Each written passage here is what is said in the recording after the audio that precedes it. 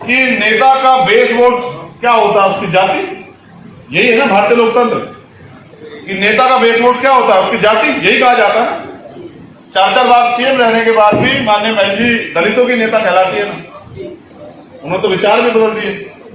ऐसे काशीराम साहब बहुजन समाज के इतने बड़ा नेता होने के बाद क्या कहलाते हैं? दलित नेता। नहीं, मीडिया यही कहती है, उनका चरित्र यही है, वो तो बहुजन नेता हम जानते हैं। अब उनको जरूरत नहीं है। उन्होंने, उस नेतृत्व ने उन कर्मचारी अधिकारियों के संघर्ष को नकार दिया और परिणाम क्या हुआ? परिणाम आप मुझसे बेहतर जानते हैं। परिणाम ये हुआ कि जब जब किसी ने भी अपने वजूद को ललकारा है, जब जब किसी ने भी अपनी बुनियादी विचार शक्ति को त्यागा है, तो उसका वजूद कमजोर पड़ गया। और आज उत्तर प्रदेश में और देश में आप इसे देख सकते हैं। इसका खामियाजा भी मैं आपको बताता हूं। अभी अभी एक घटना बड़ी चर्चा में है। वो घटना है बिहार की। बिहार में एक अपराधी जिनको सजा हुई, आनंद मोहन नाम के पूर्व एमपी, उनको वहां की सरकार ने राजनीतिक नफा नुकसान देके छोड़ने का काम कर दिया। सरकार ने किया क्या? सजा तो वो लगभग पूरी कर चुके हैं। जेल मैनुअल में एक क्लॉज था कि जो सरकारी कर्मचारी के साथ उसकी हत्या या इस तरह के आरोप में शामिल होगा, वो हिंजस क्राइम है, उसको नहीं छोड़ा जा सकता। सरकार ने वो मैनुअल में से वो हटवा दिया। अब वो उनका छुटना आसान हो गया। मुझसे भी ये पूछा गया कि भाई आपकी इस पे क्या राय है, तो मैंने ये बात वहां कही, आपसे भी कह रहा हूं कि जब जब समाज अपनी सामाजिक और राजनीतिक शक्ति को खो बैठता है, तब तक सरकारें उनके हित और अहित को भूल के फैसले लेने का काम करती। अगर वहां समाज में सामाजिक शक्ति होती, राजनीतिक शक्ति होती, तो मुख्यमंत्री जी कभी भी इतने बड़े वर्ग को नजरअंदाज करके उस अपराधी को छोड़ने काम नहीं करवाते। क्योंकि समाज में वहां शक्ति नहीं है, इसलिए मुख्यमंत्री जी को लगा राजनीतिक नफा नुकसान के थ्रू कि अगर ये शख्स हमारे साथ आ जाए तो हमारा कुछ वोट प्लस हो जाएगा, हमारा कुछ वोट प्लस होगा, तो बीजेपी या जिन शक्तियों से वो लड़ रहे हैं उनको हराने का काम करेंगे। इसलिए उन्होंने ये नफा नुकसान में फैसला लिया। लेकिन अगर मुख्यमंत्री जी को एक बार एहसास होता कि समाज की सामाजिक शक्ति कितनी मजबूत है, कि ये 20-22% समाज अगर विद्रोह कर बैठा तो तुम एक सीट नहीं जीत पाओगे, तो उसका एकमात्र कारण यह था कि वहां हमारा सामाजिक और राजनीतिक आंदोलन कम। Welcome back. कितनी बार आपने सुना होगा हर साल बजट आता है। पहले बजट में हमारे लिए योजनाएं होती थी। एससीपी का पैसा आता था, स्पेशल कंपोनेंट प्लान का, उसके जरिए हमारे विकास पे कार्य होता था, specially schedule caste schedule tribe के लोगों को। लेकिन पिछले 2-3 साल का बजट आप उठा के देखोगे, आपको एक सिंगल वो नहीं मिलेगा कि देश की किसी भी सरकार ने, किसी भी केंद्र की सरकार ने या स्टेट की सरकार ने अगर एक भी सिंगल नया अवसर हमारे लोगों के लिए तैयार किया हो, इनके सशक्तिकरण के लिए, चाहे वो आर्थिक हो चाहे वो सामाजिक, और तो और जो एजुकेशन हमारे लिए सबसे, कि आप डिबेट और चर्चा के विषय से भी बाहर हो। मैंने मान्यवर काशीराम साहब की उस बात को गांठ माना जिसमें उन्होंने कहते हैं कि मुर्दा लोग मिशन नहीं चलाते और जिंदा लोग मिशन को रुकने नहीं देते। समय के साथ साथ चीजें बढ़ती गई और आज हम लोग अपनी पार्टी बनाते अपने साथियों के सहयोग से एक राजनीतिक आंदोलन को भी आगे बढ़ा रहे हैं। हमने इसलिए 15 मार्च 2020 को अपनी पार्टी की स्थापना की, क्योंकि 15 मार्च को माननीय काशीराम साहब का जन्म हुआ 1934। और आज अगर हमें राजनीतिक शक्ति प्राप्त करनी है या पहले हमने राजनीतिक शक्ति प्राप्त की है, तो एकमात्र उसका उदाहरण है माननीय काशीराम साहब। अगर हम उनके एजेंडे पे बहुजन हिताय बहुजन सुखाय की राजनीति पे चर्चा करके उसको जमीन पे उतारने का काम करते हैं, इंप्लीमेंट करने का काम करते हैं, तो मेरा ऐसा मानना है कि फिर से हम राजनीति में कामयाब हो सकते हैं। क्योंकि एक बार माननीय काशीराम साहब से पूछा गया, किताबों में सब कुछ है, कि भाई आपने अपनी पार्टी का झंडे का रंग नीला क्यों रखा? इस बात पे मेरा बुद्धिजीवी समाज इसको निष्कर्ष पर पहुंचे मेरी इस बात पे कि मैं कहना क्या चाहता हूं और आपने अपने चुनाव निशान को हाथी क्यों रखा? तो मान्यवर काशीराम साहब ने जो कहा उसको आप गौर कीजिए। उन्होंने कहा जिस काम को बाबा साहब अम्बेडकर जैसे विद्वान व्यक्ति, पढ़े लिखे व्यक्ति, बैरिस्टर व्यक्ति बहुत सोच समझ के करके गए हों, उसको मुझे अपनाने में क्या बुराई है? जब बाबा साहब अम्बेडकर ने अपनी पार्टी का झंडा नीला रखा, अपना चुनाव निशान हाथी रखा, तो उस पर काशीराम क्यों सोचे? आज मैं ये बात आपसे कहता हूं कि जिन महापुरुषों ने अपना सारा जीवन बलिदान कर दिया, उनके बच्चों की अगर राजनीतिक हैसियत इतनी कमजोर हो जाए कि उनकी हत्या पे, उनके बच्चों के रेप पे, उनके शोषण पे, सामाजिक असमानताओं पे भी अगर कोई चर्चा ना हो, तो उसका समाज को आकलन करना चाहिए।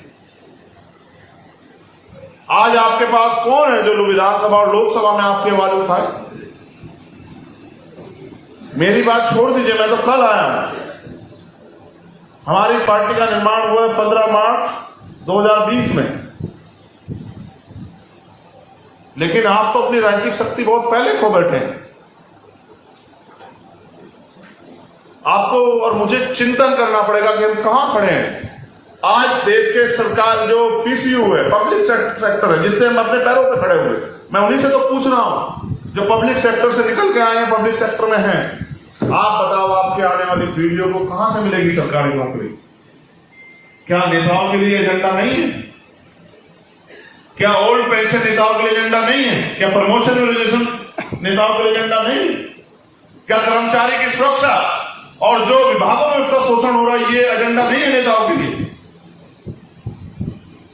कौन चर्चा कर रहा है आपके मुद्दों पर? इसलिए समाज को सही दिशा दी जाए, और जो नौजवान फौज आर्मी हमने तैयार की है, जो हमारे एक इशारे पे बड़ी से बड़ी तानाशाही ताकत को धूल चटाने के लिए तैयार है, उसको मार्गदर्शन कैसे मिले? क्योंकि अकेला चंद्रशेखर इस काम को नहीं कर सकता है, बहुत बड़ा समाज है। उसके लिए आपके अनुभव, जो इतने लंबे समय का आपका अनुभव है, आपका ज्ञान है, उसकी मुझे जरूरत है। इसलिए मैं इस मीटिंग के लिए धन्यवाद देता हूं। छात्र भी रहा हूं। इतिहास जो है, बाबा साहब अम्बेडकर ने इस पे कहा कि जो समाज अपना इतिहास नहीं जानता वो कभी अपने भविष्य का निर्माण नहीं कर सकता। हमें इतिहास को जानना चाहिए। इतिहास हमें बल देता है, इतिहास। और बार बार कैडर इसलिए जरूरी है, कैडर की महत्ता ये मैं समझ पाया कि कैडर आपको इतिहास की जानकारी देता है, और जिस समाज के पास इतिहास की जानकारी हो, वो संघर्ष के रास्ते पे पीछे नहीं हटेगा। क्योंकि हमें यहां जो कुछ भी मिला वो संघर्ष से मिला। इसके लिए मैंने आपको उदाहरण दिया महाराष्ट्र सत्याग्रह का। यानी कि देश में जो उस समय के शक्तिशाली लोग थे, वो ये भी नहीं चाहते थे कि इन वर्गों को पढ़ाई करके वो साफ पानी पीने का अधिकार मिल जाए। तालाब का पानी, साफ छोड़ो, तालाब का पानी। वो आपकी जानवरी दशा को बदलना नहीं चाहते थे, वो चाहते थे आप ऐसे ही जिए। और पहली बार वो उनका समर्पण है कि उनके आदमी का ना बैनर पे फोटो होता, ना मंच पे कोई जगह होती, ना उनको आप कहीं वैसे देखते हो कि वो रोड शो का हिस्सा, लेकिन वो अपना थैला उठा के अपने मूवमेंट को कामयाब करने के लिए काम कर रहे हैं।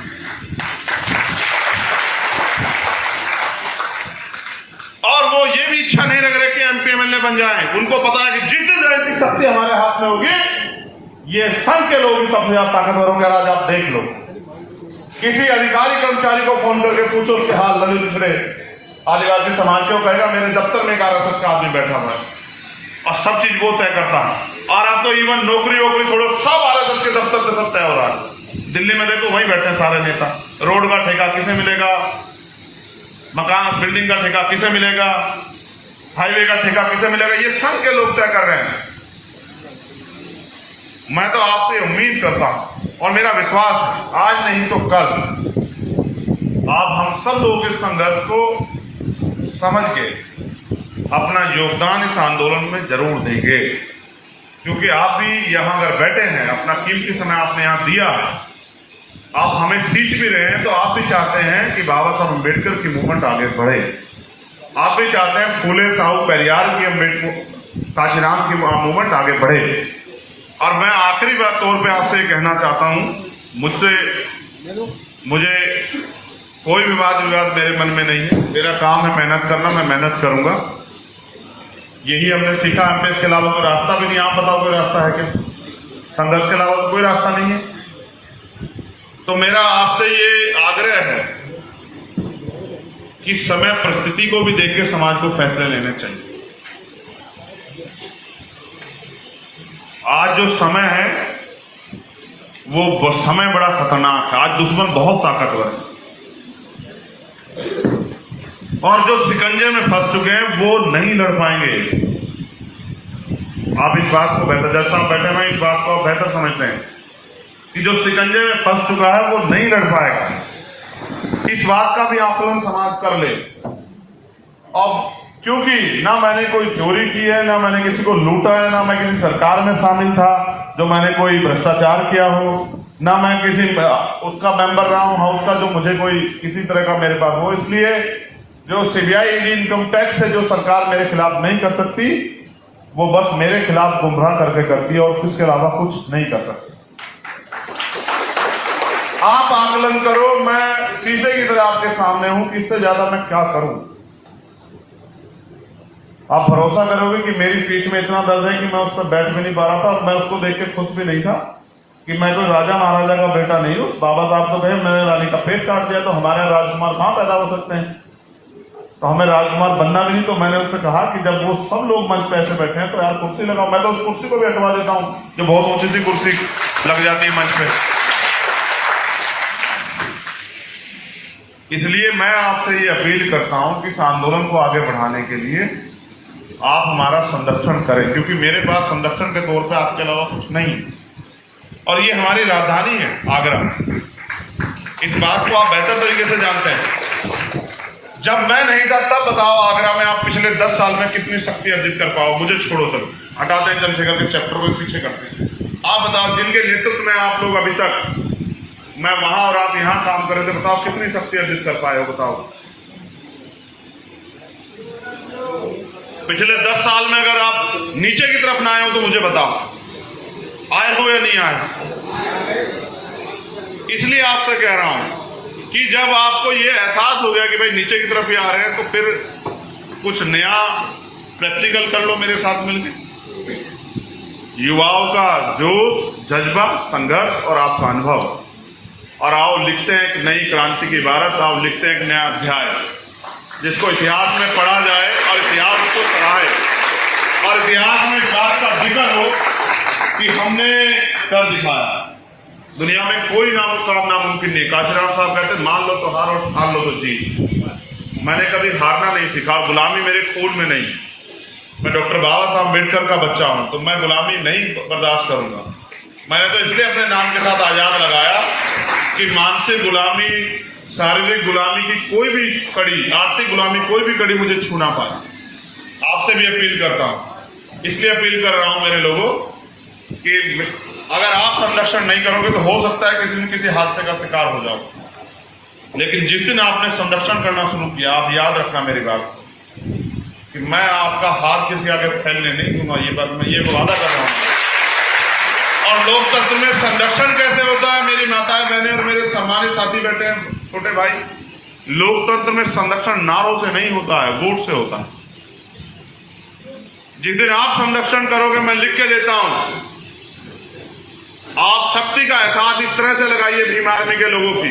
उनमें 100 कमियां हो सकती हैं, लेकिन उन्होंने देश के प्रधानमंत्री से दिल्ली पे कहलवाया, जब मैं दिल्ली में गिरफ्तार हुआ CNPR के आंदोलन में, कि कुछ दलित नेता, देश के प्रधानमंत्री को आपके बेटे को नेता मानना पड़ा। ये शक्ति है भीम आर्मी की। और दुनिया की सबसे प्रतिष्ठित मैगजीन टाइम मैगजीन में भारत की तरफ से मैं भीम आर्मी का एक सामान्य कार्यकर्ता, अकेला व्यक्ति हूं। 5 नहीं है, ये भी आप जानकारी कर लो।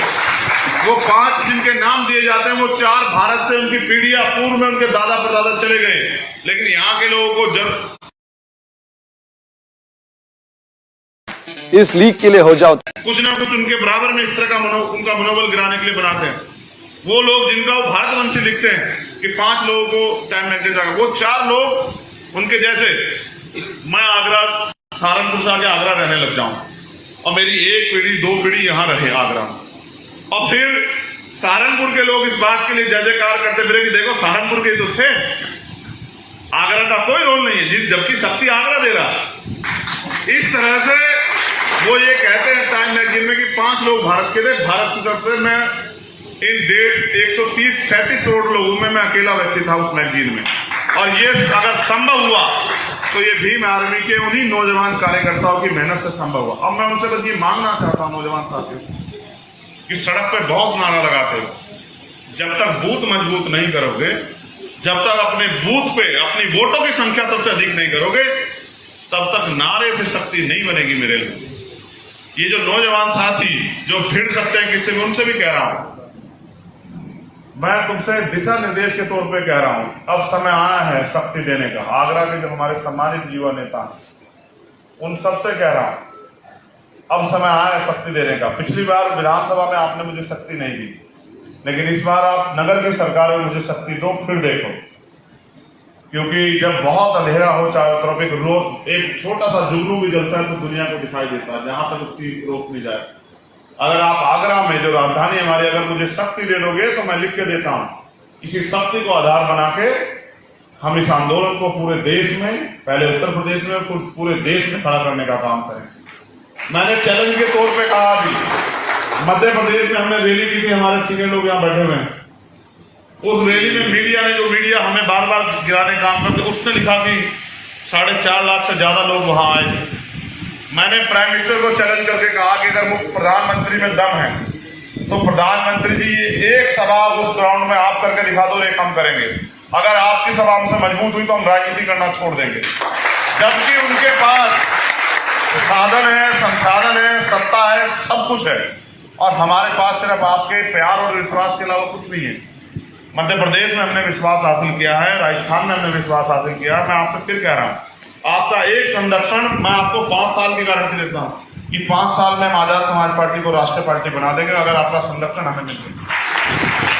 मध्य प्रदेश, राजस्थान की जमीन हमारी तैयार है, बिहार की जमीन हमारी तैयार हो रही है, उत्तराखंड, दिल्ली की जमीन हमारी तैयार हो रही है, हमारे लोग मेहनत कर रहे हैं, हरियाणा और पंजाब की जमीन हमारी तैयार हो रही है। और अगर यूपी के हमारे लोग एक बार हमें संरक्षण करने का, हमें काम करने का मौका दे तो फिर आप देखें, क्योंकि यूपी वो तपोस्थली है, यूपी वो तपस्या स्थली है, यूपी वो संघर्ष की भूमि है जहां बाबा साहब अम्बेडकर के आंसू टपके हैं। ये आगरा की वो धरती है जहां बाबा साहब अम्बेडकर के संघर्ष रूपी आंसू छलके। इस धरती को तो दुनिया में इसका सम्मान होना चाहिए, मगर वो सम्मान मांगने से नहीं मिलेगा, वो कमाना पड़ेगा। इसलिए मैं अपने प्रभुजनों से ये आग्रह करूंगा कि आपके संरक्षण के लिए अगर मुझसे बेहतर कोई और हो तो उससे संरक्षण ले लो, या फिर मुझे इस लड़ाई को लड़ने के लिए अपना संरक्षण दो। आज मुझे इस लड़ाई को जीतने के लिए उनकी मनी माफिया मीडिया, उनके आईटी सेल, उनके संगठनों का सबका सामना करने के लिए आप लोगों की जरूरत है। मैं आपसे आज विश्वास मांगने के लिए आया हूं कि अगर आप लोगों ने मेरा साथ दिया, इस आंदोलन का साथ दिया, तो फिर मेरी काबिलियत भी आपको देखने का मौका मिलेगा। मैं अपने सभी सम्मानित साथियों की तरफ से जो मिशन 78 के हैं, आप सब लोगों का धन्यवाद करता हूं, और आप सब लोगों से आग्रह करता हूं कि भविष्य में आप मुझे इस लड़ाई को लड़ने के लिए समर्थन करेंगे, ताकत देंगे। पिछली बार जब मैं 14 अप्रैल को आया था, तब भी मैंने आपसे यही कहा।